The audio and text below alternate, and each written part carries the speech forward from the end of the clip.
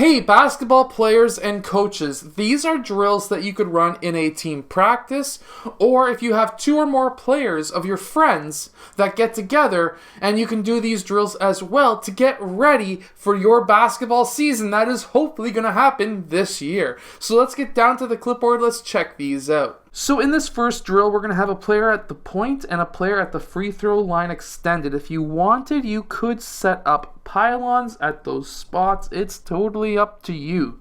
However, in this first drill, what we're going to do is have player 1 pass over to player 5. Now player 1 is going to do a screen for player 5. Player 5 is going to go and attack the basket, and player 1 is going to then also roll towards the basket. Now, if you have a parent or another friend who can be a token defender, you could do that as well, or you could just imagine it being there. Player 5 is going to attack the elbow. Player 1 is then going to roll towards the rim. I want to see if you can dunk an alley-oop. That way you're really working on your vertical jump.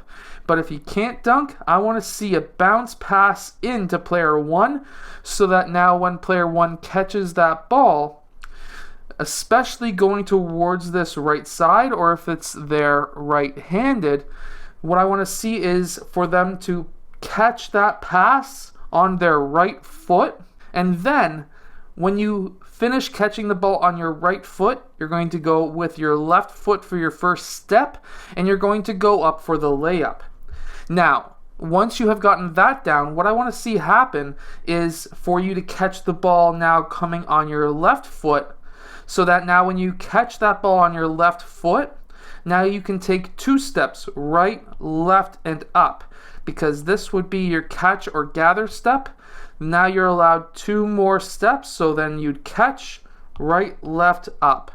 I really want you to try and focus on the footwork portion down here, and also on a good screen up top. This is also going to help the passer to really time their passes perfectly. Now this next drill is going to be a dribble handoff drill. We're going to have player 5 do a screen or a dribble towards player 1. Player 1 is going to then run towards player 5. This is going to be a handoff, and I want to see player 5 roll towards the rim or to pop for a shot. Now for you, or anyone really, you could go for 10 layups and then 10 shots and then switch, or you could go for your 10 layups, switch who's doing the layups, and then just some kind of a rotation anyways. Maybe alternating every other time you're going to be the initial screener. However you want to set this up. But player 1 is going to come off, attack that elbow. Player 5 is going to be then rolling towards the rim or popping for a shot. Now if he's popping for a shot, we've already gone through earlier on in another drill. We should have also gone over. Now when you're popping, it's not going to be you rolling up. It's just going to be a quick, because you were on this side, left foot up, turn and pivot so that you're facing player 1 so player 1 can pass back to you, and then you can take your shot.